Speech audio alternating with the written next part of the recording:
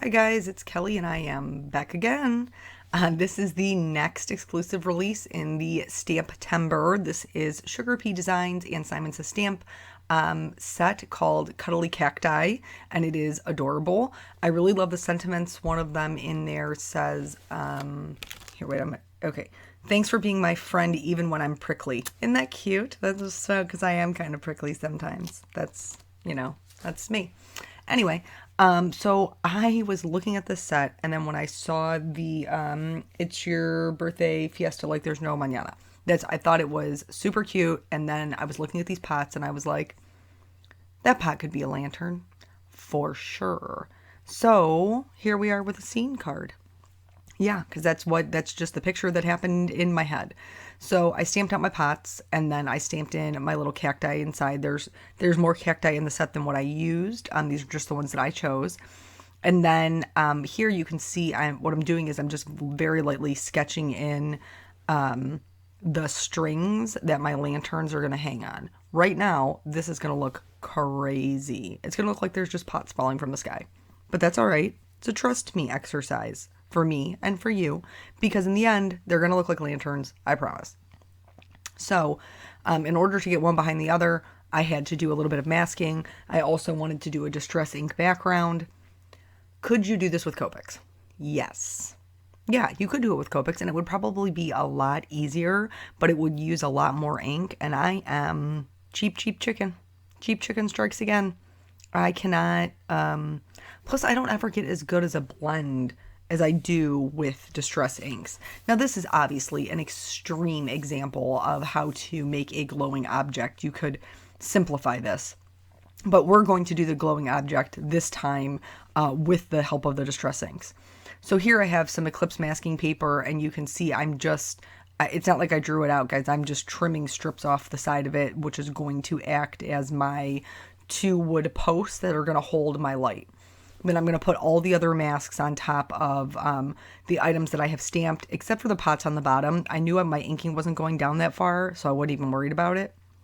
Picked out what color I wanted my lanterns to be, and I'm using traditional distress ink, not oxides. I feel like distress inks work better for this because they blend better into each other. Not necessarily on the paper, but distress oxides blend like butter on paper, but they blend color to color better this way.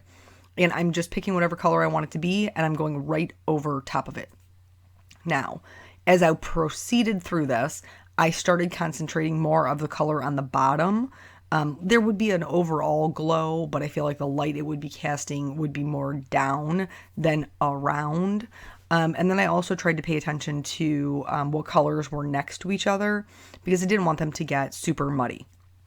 So, yeah, I love it. I think it's like this little Mexican dance party with all these little cacti, and it's super cute. Plus, I love Simon Says Stamp, and I love Sugar Pea Designs. Wendy, she's delightful. So the whole STAMPtember thing about like bringing the whole community together just makes me so happy, because these are people I'm really friends with in real life, and to be able to support them just is awesome. It's such a wonderful thing to be a part of. So I'm doing like a dusky night sky, like the sun's just going down, we're getting this party started kind of thing. And so I'm using Salty Ocean, putting that all over the top, and you can see I'm like blending it right into the colors that I already have down. Does blue necessarily blend extraordinarily well into orange or yellow? No, but you're not going to completely cover this up, guys. You're just going to get the edges so that the edges are making friends with each other. You don't have to go super heavy-handed.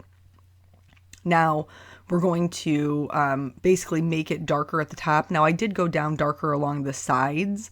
I left the middle pretty light because I was trying not to make it too dark where the lights were. I still wanted them to look like they were casting some colorful light. But so, yeah, doing that, and then I'm going to go all the way out to the black soot, and I'm going to do it twice. Then we're going to remove the masks, and it's going to look totally bizarre. Just wait. You're going to see. Oh, here's where I fingerprinted my pot. You see that? I stuck my finger apparently right in the chip sapphire, and then I touched my card directly on that pot on the bottom right-hand side there. Fingerprinted it. Yes, I did. But I'm not even mad at it because at least it was in a spot where I could cover it up. Had it been to the left of there, where I intend to put my deck/dance floor, I really would have been in trouble. But since it landed where it landed, I actually could just cover it up with Copic coloring. Say that 3 times fast. In order to create some just kind of subtle stars, I'm using this Hero Arts white shimmer spray again because it was already on my desk and I didn't have to mix it. It was super easy and worked perfectly. So now once that was dry, removing the masks, this is going to look just completely crazy. It looks like an alien space station with like these cacti floating on a cloud and these flying saucers in the night sky. Like, that's really what this looks like at this point. But don't give up. Don't give up. We're just going to push through, and in the end, it's all going to make sense. Before I can do the Copic coloring, there's some things that I have to do here in order for it to make sense. First things first, I have to draw in these strings. For my posts, I just drew almost like a really wide heart shape. So like just 2 little loops for my bows. And then I did 2 lines underneath it. So it would look like the string was wrapped around the post. And then I connected that string along the lights that are swinging there. So again, right now looks wild. Hang tight. I'm using a T-square ruler. First, I'm trying to determine where my posts are going to be because I want to make sure my posts aren't in the middle of my dance floor. I need them to be to the right and to the left of it. And so I'm matching this up in the bottom right hand and bottom left hand corners. And then I'm just drawing it back because of, maybe if you took art class, you did like a bird's eye view. That was one of the exercises that you do in art class. And because it is your depth perception. And so as this deck is coming out, not that I made a huge difference. I didn't. It's only slightly wider. Oh, articulation. It's only slightly wider as it comes out, but it's enough that it makes sense for the perspective. Moving on to the coloring. So for these posts, we are going to have story time, by the way. I know we're like 8 minutes in. Hang tight. I have one for you. But the posts, because the light is on the inside, the posts are going to be lighter on the inside, closer to the light. So I'm filling it in with my lightest color, and then I'm going to add the shadows on the very outside. It will definitely be darker over there, and that'll help also add to kind of like this atmosphere that we've got going on, that it's, just getting to be nighttime and these items are really glowing. So, story time.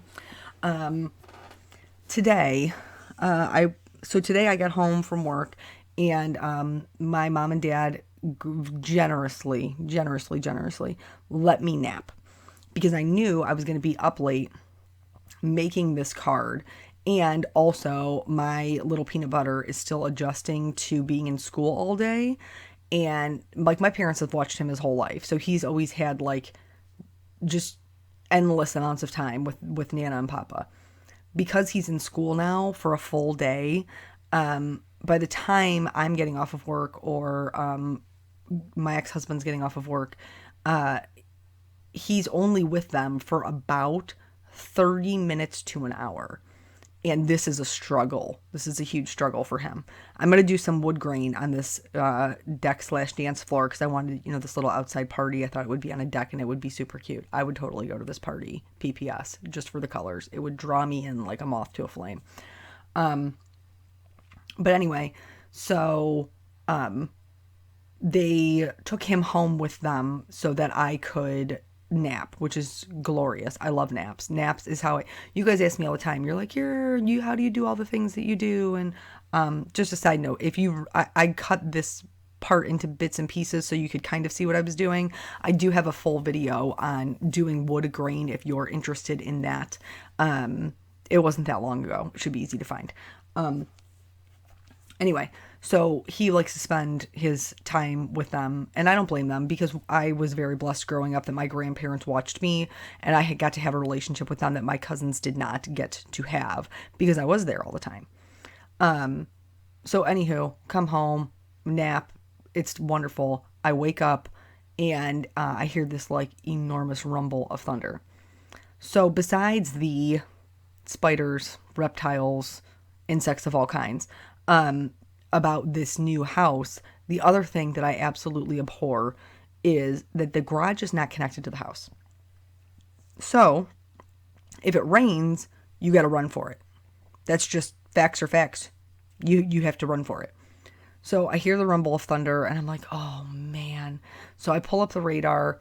It's like bright red, and then there's just like a little bit of green around it, and I don't know, it looks like maybe it's about 30 minutes away. So I'm like, I'm going to put the hustle on because I might be able to pick up Peanut and make it back to this house before it is a complete torrential downpour. So I get over there, I walk in the door, I'm like, buddy, we gotta go, where's your shoes, where's your socks? And he's like, I'm so confused about what's happening, like, I thought I was staying here, why are you here? And I was like, get into the car, we have to beat the rain. So eventually I just end up like grabbing his shoes and his socks, totally hillbilly style, take him outside barefooted and put him in his car seat, buckle him in. I'm like, can you put your stuff on while we're driving? He's like, yeah, I got it. I'm like, woohoo. We're on our way. We are on our way for, I don't know, I think I live probably like 10, maybe with heavy traffic, 15 minutes from my parents' house. We're on the road for approximately 5. We're not going to make it. Thunder, lightning, crazy. And so then the sky just opens up. It is sheeting rain. Side note about the card. So I wanted these little pots to be lanterns, and in order to make them look more lantern-like, I went in with a Copic Safe marker and just gave them a little bit of detail, kind of like how a paper lantern would, like the folds that they have, and that is going to help kind of transform them. So sheets of rain. I mean, it is crazy. Now, I don't typically wear eyeglasses. However, I do have like the lightest prescription for driving at night or in the rain. And so I was already prepared. I had already put my glasses on, and the rain is coming down so fast. And the wind is blowing. You can see like these leaves and like little branches that are blowing across the roadway. Mind you, that's about all you can see because the rain is so heavy. You guys already know I have anxiety when driving, so I'm in deep conversation with Jesus at this point. I'm like, oh Lord, please, like, that one time in 6th grade when I stole that necklace from Hills, and if I didn't say sorry about that, I'm real sorry. Like, if we could just please help me out here. It was that kind of, and he's in the back seat like, it's raining really hard, Mom. I'm like, yes, baby, it is. Thank you for pointing that out. So continuing on home, I can barely see. There's like, there's legit trees in the roadway. Like, I have to drive around a tree. Thankfully I saw it. Hopefully the guy behind me did too. And get to the development. There's doing construction on like the main road into my house. So I have to go like the backwoods way, into the development. And, it's just crazy. All of this, there's like heavy traffic because it's right around like rush hour time. And you can barely see. I mean, it was like a white sheet. So of course, this is just where we're at. I pull into the driveway and I tell him we're going to have to make a run for it. It just is what it is. So I tell him, get out of your car seat, but stay in the car. Just wait for me. I'm going to get out. I will unlock the door and then I will come back for you. Just stay here. Now, I knew because I had looked at the radar that it was going to be a relatively short-lived storm, but I also knew with the lightning that was going on that we were not going to be able to ride this out in a car. The wind was wild. So I open my car door. I'm immediately soaked. Just immediately soaked. I make a run for it to the back door. I had grabbed so my keys and my cell phone. I throw my dryers like as soon as you walk in the door. So I like open the door, I throw that on the dryer, I like close the door slightly, and then I go running back to the car. I throw the door open and I'm like, buddy, let's go. Make a run for it. As I'm saying this, the dog, oh my word, Molly, I didn't know she was behind me. Apparently when I slightly opened the door, she made a break for it. And so she jumps in. He's trying to get out of the car. She jumps in the car. Everybody's soaking wet. I open the back door because now she's jumped in my back seat. I open the back door and I'm like, go, go, go, go, go. He's totally standing there paralyzed. Like he doesn't even know what to do. Like the dog's in the car. Are we going in the house? Are we taking Molly for a ride? What are we doing? And I'm like, oh my word, get out of the car. So finally I get the both of them out of the car. I grab, what do we have? Oh, he had a lemonade. That's what it was. So I grab my coffee, I grab his lemonade, I go back in. We're standing in the kitchen, like just completely sopping wet. Like I looked like I had just jumped in a pool. He's not quite as bad. But it was a near thing. So there was the kitchen stripped down. But then it was also bath night, so I just put him directly in the tub. It was all right. He was already wet. And then, our night just proceeded from there. But, once I got him in the tub, what was I doing? Oh, I was going to throw the clothes in the laundry. And I just happened to, as I was walking, look out the window. I'm not even kidding you. By the time I got him to the tub, it was over. The rain was gone. Like if I had just waited 5 minutes. Just waited 5 minutes. But a little rain never hurt, washes you clean and all that stuff. And he thought it was a super good time. But, yeah, if I could do without running in the rain, that would be fantastic, especially in flip-flops. Like that's not solid footing for running in the rain. So now we're on to these lanterns. So with these lanterns, because we've drawn in the lines, we're going to do something to accent them. Again, this is to help that kind of transformation from pot to lantern. So on the left-hand side, because I've drawn them so they're like bowed out towards the side. On the left-hand side, I'm going to put the shadows on the left. On the right-hand side, I'm going to put the shadows on the right. So that way it's going to help them look more dimensional and more rounded, which is also why I'm putting the shading on the top and the bottom. When you're doing something like this, I highly recommend leaving at least a little bit of a white highlight in the center, like where that rounded out part is, because it's really going to help make it look illuminated. For most of these, I'm just going to show you the color combination. Here, the yellow one is sitting on top of the pink. And so the yellow glow got a little bit lost. I'm just going to add that back in with a Copic. I'm just going to go right over the top of the pink one to just kind of reinforce that, since that one is on top. In order to give my cacti a little bit of character and add back in their prickly parts, I'm going to do it with a white gel pen. So I'm just doing like little flicks. I'm not even paying attention to like their outline or anything like that, because you would be able to see them over, like if you were looking at it on the outside, there would not be like a clean silhouette. You would be able to see the little pricklies. I'm going to outline the whole deal in a Copic Safe writing pen. These are EK Success journaling pens. And then here I stamped the sentiment originally in the Black Simon Says Stamp ink. And it's not that it was illegible, because you could read it in real life, but it was not great. And then, so I was just going to call it and leave it as is. I put some clear Wink Estella on these lanterns, and then I was like, okay, I'm good. And then the more I looked at it, like while I was loading my footage and stuff, I was like, no, I don't like it. So I ended up very quickly heat embossing the same sentiment in white on black. I know that's like my go-to. And then I popped it up. So it's a mostly one layer card. Anywho, these are available in the store. It's a limited time. If you like it, go snag it. And I will see you guys very soon for another video. Thank you so much for joining me. Bye.